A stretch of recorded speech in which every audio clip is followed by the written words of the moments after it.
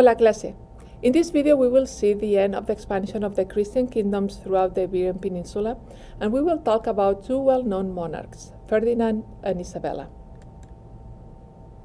Toward the end of the Christian expansion in the year 1469, the Queen of Castile, Isabella, and the King of Aragon, Ferdinand, got married. Under the rule, the two kingdoms remained separate with their own separate institutions and laws for several decades.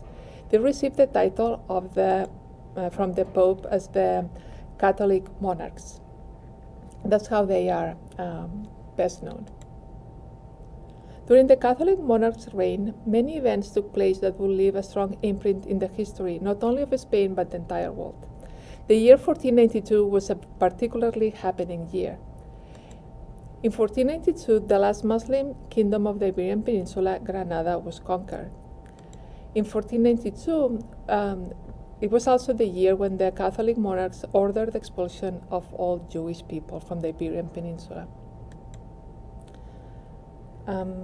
Also, the Muslims will be also ordered to leave the country soon after in 1502. And in 1492, Christopher Columbus arrived to America with the support of Queen Isabella. So in this painting called The Surrender of Granada, we see an image of the last king of Granada, the King Boabdil, surrendering and giving the keys to the city to the Queen Isabella and to the King of Aragon, Ferdinand. The Catholic monarchs prosecuted the Jewish communities that had been living in the Iberian Peninsula for centuries and who had been coexisting with the Muslims and Christians under Islamic ruling.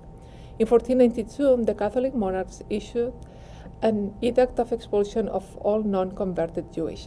But in the next decades, many of these new Christians, that is, the Jewish who had converted to Christianism to avoid persecution, ended up fleeing to escape discrimination. Jewish who descend from the Jews who left the Iberian Peninsula are called Sephardi Jewish, and the name comes from Sepharad, which is the name Jews gave to the Iberian Peninsula. The other important event that happened in 1492. 1492 was also a key year for the history of the world. In 1492, Christopher Columbus, who had set out to get to India faster by traveling west instead of east, found another continent instead, America.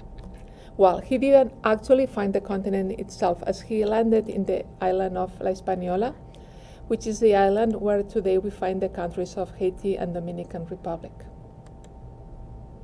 In the Treaty of Tordesillas, which is a treaty signed in the city of Tordesillas, and it was signed by the Pope in 1494, Spain and Portugal divided the territories that they would conquer between the two of them. The reign of Queen Isabella of Castile had a strong impact on the Spanish language. First, between 1492 and 1495, the first bilingual dictionary Latin-Spanish was written. Then, a linguist and writer named Antonio de Nebrija wrote the first Spanish grammar book, which also was the first book on a grammar of a Romance language, like meaning French or Italian or Portuguese.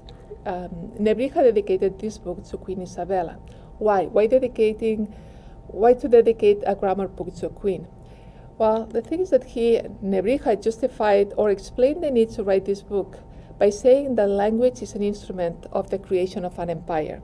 And he said, after conquering other territories, we will have to impose our laws and with them our language.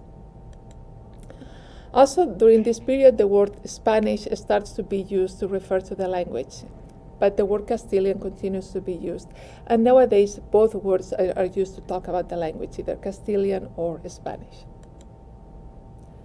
In the next video, we will see how the Spanish language became this instrument in the creation of an empire and the effect that this expansion had also on the language itself.